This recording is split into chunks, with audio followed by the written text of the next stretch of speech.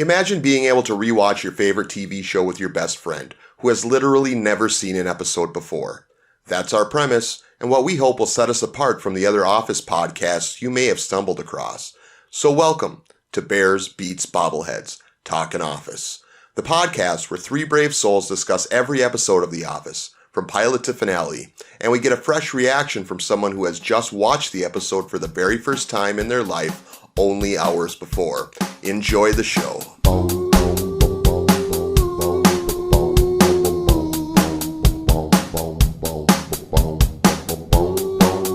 Hello, and welcome to Bears Beats Bobbleheads, Talking Office, the only Office podcast, to the best of my knowledge, with a co-host who has never watched The Office before. And in fact, each episode that we discuss, he watched it the afternoon before we recorded. Today we're doing Season 2, Episode 2, Sexual Harassment. First aired September 27, 2005, and written by B.J. Novak, directed by Ken Kwapis. All right, guys, let's start with our favorite moment from Sexual Harassment. Joe, go ahead. Okay. Hands down, my favorite moment of this is Michael's talking head about Toby. Toby is corporate, and he's not part. And he's talking about he's not part of the Office family. He's also divorced, so he's not even part of his own family. Just shows how much Michael hates Toby, and I crack up at just how awful that spiel is. But I kind of get it. Yeah. All right, Paul, what about you? What was your favorite moment from Sexual Harassment? When Dwight asked Toby what the clitoris is. Oh, my God. Yeah, that's my favorite moment. This was a tough episode for Toby, no doubt. But he handled it with aplomb, I thought, when he was like, he's asking about human anatomy and I'm human resources. And then it's like, I'm just so sorry that the public school system failed him so badly. My favorite moment is Jim coaxing Michael to get "that's what she said" out of his mouth when he had just announced that he wasn't going to be saying it anymore. I just thought it was hilarious how he just piled on and just like to the point where Michael couldn't resist himself, even though he was there with Jan and the corporate attorney. So that part makes me laugh every time I see it. Yeah, that is just baiting him, and Michael just explodes. It's just great. All right, so let's talk about the episode. We'll start at the top here. We start the episode by learning about Michael's penchant for NSFW email forwards. In fact, he has dubbed himself the King of Forwards. What was the first one he forwarded? 50 ways that your priest is like Michael Jackson? Yeah. Holy fuck. My favorite is these forwards go right into Jim's spam folder. Check your spam folder. Oh, there it is. When assigning himself and his office mates roles from Friends, Michael says that he is Chandler and Joey. Pam is Rachel. Dwight is Kramer. As a huge Seinfeld fan, I just love that Michael's confusing these two sitcoms. I didn't watch Friends, and I watched very little of Seinfeld when it was originally airing, and I know the difference between the two. Oh yeah, Kramer would not have fit in with that crowd on Friends, I don't think. That would have been an awkward pairing. I think it would have been awesome in the coffee shop, personally. Hey, Paul, we finally meet Todd Packer, played by the incomparable David Koechner. Paul, impressions of Todd Packer. Holy fuck, how does he have a job? How does this guy have a fucking job? It says a lot. Okay, there's a lot for me to unpack here because this went through my head. First of all, holy shit, it's Dave Koechner. Number two was, wow, this guy is offensive. Says a lot about Michael Scott. But then I thought about basketball, and what the fuck did Dwight do to offend Todd Packer? The Those are the things that are racing through my head. I didn't even think of that, but that's a great point. How can you offend Todd Packer? I don't know. My take is bringing in the Todd Packer character proper like this. It's another way of softening the edges of Michael, right? Because this guy is far worse than Michael. And yeah, Michael kind of looks up to him in a way, even though Michael's his boss technically. But Michael isn't near as bad or inappropriate as Todd Packer. It's not even close. Yeah, Michael wants to be like Todd Packer, but he can't. He can't. He's not that bad of a person.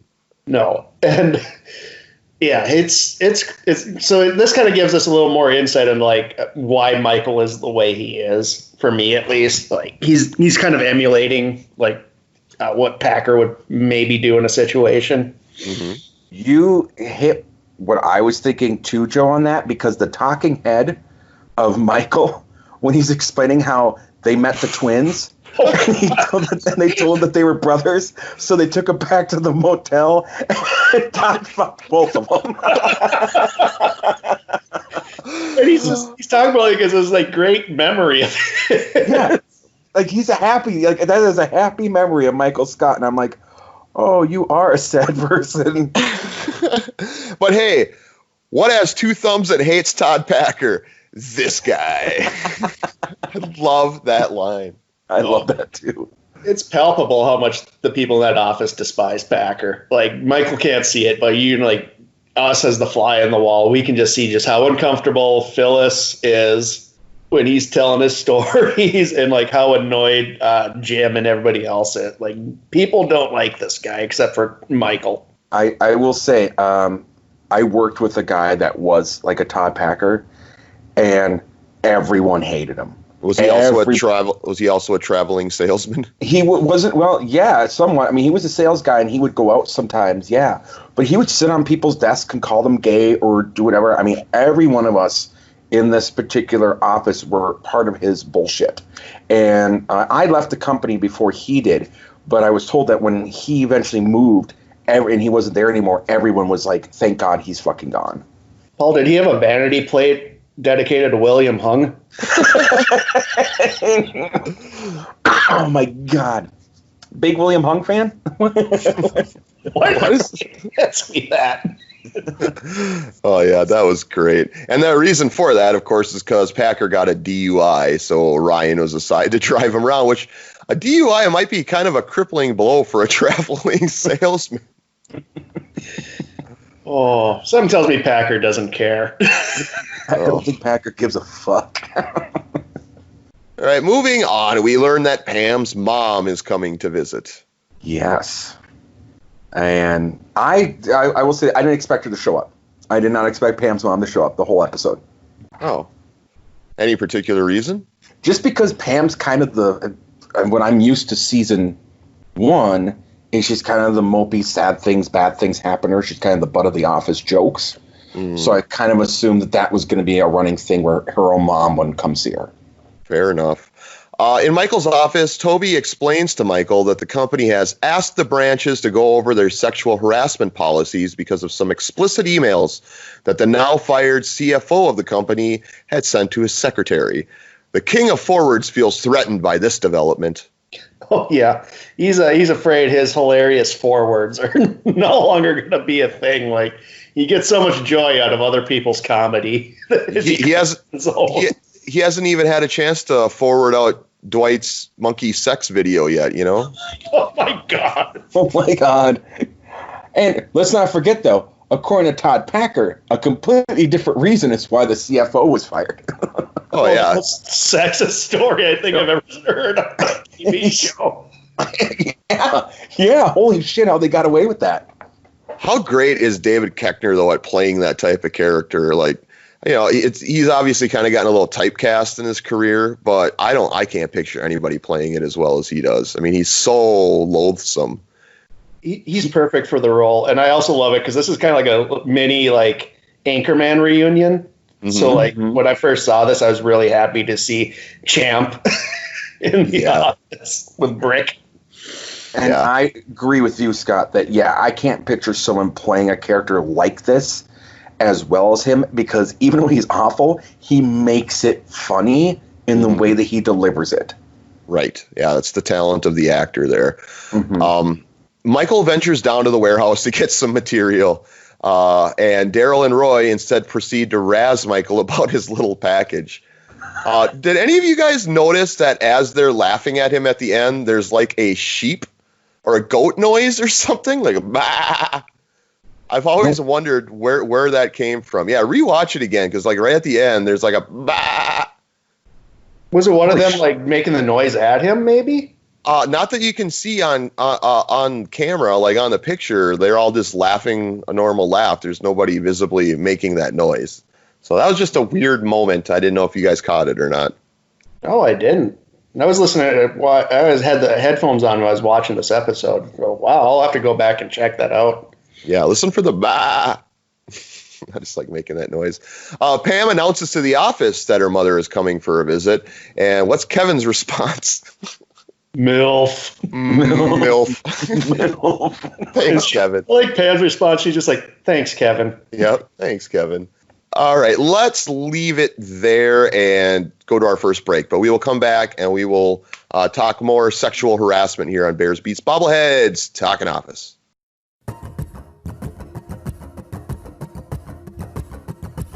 If you're enjoying our Office podcast, be sure to check out Cast That Movie, the podcast where Paul and I, using our superhero aliases, revisit failed cinematic projects from the past.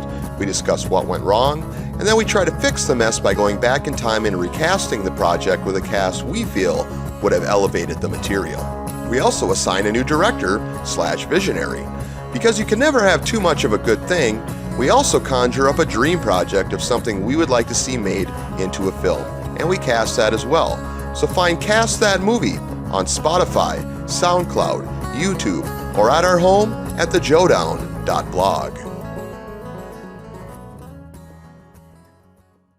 Welcome back to Bears Beats Bobbleheads Talking Office. We are on Season 2, Episode 1, Sexual Harassment. And let's just jump right back into it, shall we? As Toby wraps up his sexual harassment policy presentation, Michael enters the office holding a blow-up doll. Okay, I don't want spoilers, but please tell me the blow-up doll comes back in other episodes. Please tell me it does. I don't think so. Oh, that's sad. Not that I can remember, anyway. No, it was utilized perfectly in this one, though. Hey, Michael, compliments Stanley's daughter? Oh, my God. Holy fuck. Stanley has that picture of that hot girl in the Catholic school outfit, and that's the highlight of his day. It's it. Michael conjures up a scenario wherein Pam is a lesbian and then tries to coax her into kissing the blow-up doll to act out whatever. Yeah, I like he's explaining the scenario of like Pam with like bringing like a hypothetical girlfriend to the office, and Toby just straight up says, you've lost me." Like he can't follow Michael's train of thought here. Well, the best is, what I got was, and tell me if I was wrong, he says, well, imagine she brings her lesbian girlfriend to the office, and Toby's like, yep, and then they kiss in their home. And they do it like that. And now, Pam, come here. And, I was like, what the fuck? Like, Jesus Christ, Michael. That was, again, every episode to me is like, how does Michael keep a job? Michael says that's what she said for the first time of many. So I don't know about this. So that must mean something. Well, you know about that's what she said. Well, I know that's a saying, but I didn't realize it's attributed to this show as like being the reason why the thing's a saying. This show made it. I'm sure it didn't invent it, but it certainly made it popular. And like, once the show became popular, everybody was. That's what she said, and it becomes Michael's. It's one of Michael's favorite jokes. Oh, but make no mistake, he did not coin the phrase. Michael Scott is not known for originality. No, he just took it and, in his own, immature way, finds it hilarious and overuses it, but sometimes in a very inappropriate way, as in when Pam said, "Well, my mom is coming." And yeah. That's what she said.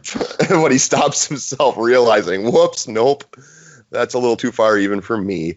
In an incredibly awkward scene, Dwight asked Toby where the clitoris is located. Paul, you mentioned this is your favorite. But it goes even further and even weirder, because then at the end, he's like, what does the vagina look like, I believe? Yeah, he asked him what the vagina looks like. Holy fuck. I was dying during that because he's all, you said I could ask you anything. And I'm like, okay, where is this going to go, Dwight? And then what came out of his mouth, I was not expecting. I was just howling. My kids were wondering if I was going to die. I was laughing so hard. Well, that's a good sign. We want you to laugh, Paul. We want you to laugh. Mm-hmm. Michael and the warehouse guys watch a video about sexual harassment in the workplace. When Daryl claims that he banged the actress in the video, Michael rushes out to the bullpen to announce this to everyone right as Jan and the corporate attorney arrive. Yeah. Michael's great with timing when it comes to Jan. Oh, God. Again, all I'm thinking to myself is, how does he keep his job? How does this show keep going? Well, I mean, they did continue without Michael at some point. I'm sure you're aware of that. No, I was not aware of that. Oh, you had to have known that Carell's not in this the whole show. You didn't know that, really? Dude, again, this was never on my radar. Oh, wow. I'm sorry I spoiled that for you, but it's not for a long, long time. Okay. No, like I said, this was never on my radar. Okay. Fair enough. I will be more careful going forward. So Todd Packer returns gross as ever. And I love the little scene where he goes up to Pam, like, where's Michael's snot or whatever. And then talks about not wanting to, don't let Ryan drive you around anywhere. And Pam's just like, well, I don't, or what is it? I don't have a DUI or whatever. I don't drink and drive, so I don't have to worry about. Yeah, that was, again, Pam's really good at just walling people, I think. After a meeting with Jan and the attorney, Michael announces to the office that he can no longer be friends with them and that he is retiring from comedy. My favorite scene of the episode. And then Jim, just in his own Jim way, pranky Jim asks him a series of questions that, of course, results in Michael erupting with, "That's what she said." The way it's shot too, I love it, because you can just tell, like, Michael's like, the simmer's coming to a boil with him when he's hearing Jim ask these questions. Like, you can last that long, Michael, or stuff like that. It's great. And he's also got Todd Packer there staring him down, giving him the go-ahead eyes, so it was just a well-executed scene, like you said. And just the way that Jim verbalizes it and sets it up is perfect. Perfect, yes. Michael's newly retained personal attorney, James P. Albini, arrives. You know him from the billboards, guys. Oh, God. Of course Michael's going to get a lawyer he saw on a billboard. Oh, my God. But Michael has an aha moment that he is corporate. Jan has to explain to him that the corporate lawyer is there to protect him, not get him in trouble. Pam's mom arrives. At the same moment, Michael exits with the blow-up doll from his office. He throws it in the hall. Yeah. So that's the last we see of it there, Paul, because he discarded it. You know what? I'm wrong. We do see it again. It's going to be a while, but it does make a return. I just remembered. I believe next season. I'm not going to give away any context to it. Please don't. But I won't. But you wanted to know if it comes back or not. I am about 95% sure. I'm more sure of that than Daryl is that he banged the chick in that video. The natural redhead. Oh, and then I'm sure you caught this in a very hush-hush manner. Pam's mom asks Pam, "So which one's Jim?" Yeah. I did catch that because he was going to walk up. Jim was going to walk up and introduce himself. Then Roy came in wearing that ugly ass sweater. Yeah. Talking about rocking some oldies. Yeah, or classical. But yeah, I mean, Pam says earlier that her mom is her best friend, and best friends talk about things like things they can't talk about with anybody else. So stay tuned. Packer is telling his douchey story to a captive audience until he insults Phyllis, at which point Michael puts a stop to it. Yet somehow Kevin is the one who gets chastised. Yeah, he stops him by blaming Kevin for the joke. Oh my God. He pointed, Kevin. You said it. Oh God. Fuck. It's just this fear of, is that what you call it? Fear of Packer, or I think some of being that uncool, being seen as uncool. Yeah, he doesn't want to he doesn't want Packer to look down on him, is my take from it. It's almost like Dwight is to, it's almost like he's Packer's Dwight. But it also reminds me of like Beavis and Butthead when they wanted to hang out with Todd. Yes. Yeah, right? that's a good analogy. But it's, again, the ironic thing is that Michael is Packer's boss. It's just that power dynamic is really strange because Packer reports to Michael. He's the branch manager. Packer's just a salesman. But who's got all the power in that relationship? Clearly Packer. Mm-hmm. And another fun fact here, when Michael is hugging Phyllis and inappropriately says the only thing I'm worried about is getting a boner. Jesus Christ. Yeah. They had to put a disclaimer at the top of the episode because of his use of the word boner. Really? Yeah. In 2005, they had to put up a disclaimer because of boner on network television? Yes, sir. Holy shit, am I that far removed from network TV? We end the episode with another classic Michael analogy. At some point, the daddy can't take a bath with the kids anymore. Even if it's Pam, and he would really want to. Oh. Fuck, Michael. It's weird because you know what Michael's getting to, and the way he just phrases it just so fucked up. That's definitely one of his traits, is his use of his words to make things sound way worse than he's trying to convey. Oh, God. All right, well, that does it for Season 2, Episode 2, Sexual Harassment. We are going to take another quick break, and then we are going to come back and give our takes on the episode, who we each feel won the episode, and we're going to find out if sexual harassment was enough to dethrone the Alliance as Paul's favorite episode. We'll be right back. Hi, I'm Paul Muad'Dib, one half of the group that does Podcasts Above a Convenience Store, Talkin' Twin Peaks, where myself, along with Joe Fremming, dig into the Twin Peaks TV show, the movie, and the books, and the history. As a matter of fact, the latest one is going to be The Secret History of Twin Peaks. So if you enjoy the banter that we have here on the Office Podcast, be sure to check us out on Podcasts Above a Convenience Store, Talking Twin Peaks, which is on Spotify, iTunes, SoundCloud, or you can find us at our webpage home, thejoedown.blog. Welcome back to Bears Beats Bobbleheads Talking Office. We are finishing up our discussion of Season 2, Episode 2, Sexual Harassment. And we are to the point of the show where we each talk about our takeaways from the episode and name a winner. Joe, start us off, please. Yeah, I really like this episode. And I hate doing it 2 weeks in a row. But since it's such a Michael-centric episode, I have to go with Michael.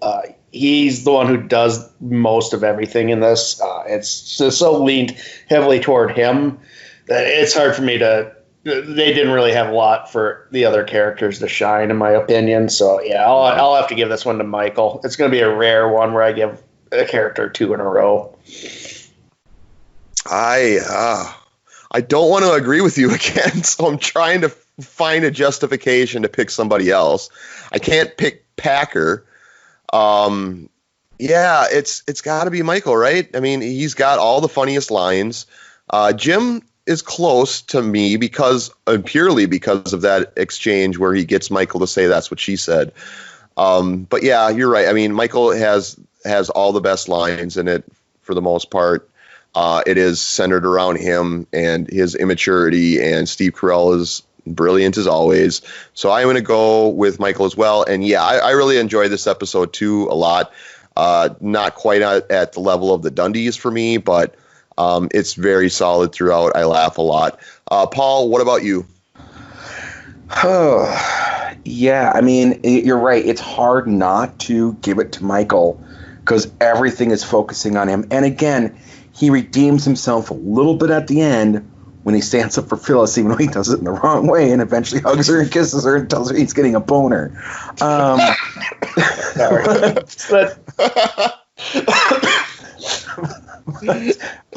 I do like how Jim was coaxing him, and I love Jim's head with the fucking sex doll. I got a girlfriend. She's shy. Want to meet her? Pulls in the sex doll. Oh my god, brilliant! And Pam at the end too. When like the very last bit is when she goes, "He said what?" And then the episode ends. But yeah, fuck. I gotta agree with you guys. It's Michael. Okay, so Paul, what about your favorite character? Let's start there. It's been Jim from the start. Has Michael done enough to take over, or is it still Jim's? It's still Jim. Michael hasn't done enough yet. Okay. And then getting to the grand finale part of the show, favorite episode thus far, reminding everyone who's never seen the episode before today. So he has now watched 8 episodes total, and his favorite is season 1, episode 4, The Alliance. Is sexual harassment better in your mind than The Alliance? No,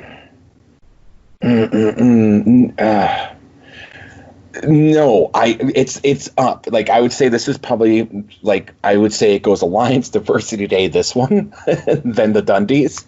Okay. And no, it's because again in this episode, just like in the Dundies, there was part where I had to pause it because it was getting so cringy for me. I was like, oh my God, this is happening. I got to give myself a minute. Fuck. And I'd go and make some coffee and have a cigarette and come back and sit down and watch it. So, yeah, no, I still have to say it's The Alliance. Okay, fair enough. And then we are now two episodes into the second season.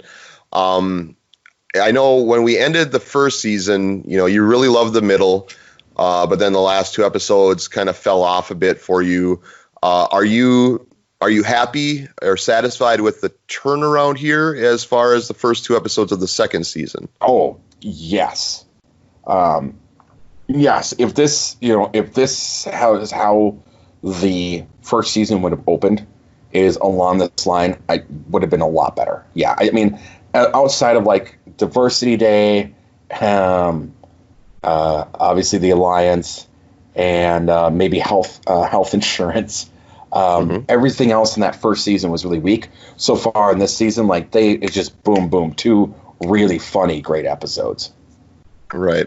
And, just talking about this season, they were only guaranteed 6 at the start, 6 episodes, that is. They were basically, again, based off of Steve Carell's sudden, star power, that buoyed them into getting a second season, and then they got a 6-episode order. And then I think, Joe, didn't you allude to this a couple episodes ago?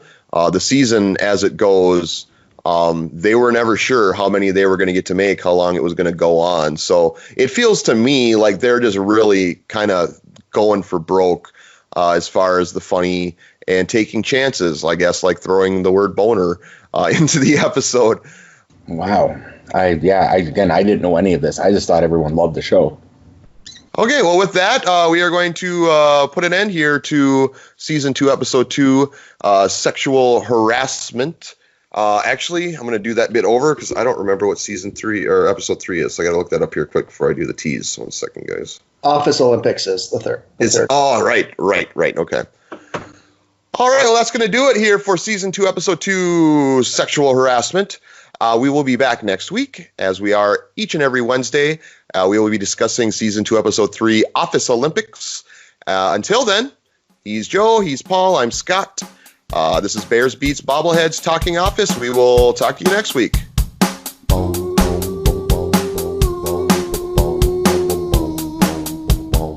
For more podcasts like this one and general pop culture tomfoolery, be sure to visit thejoedown.blog. That's thejoedown.blog.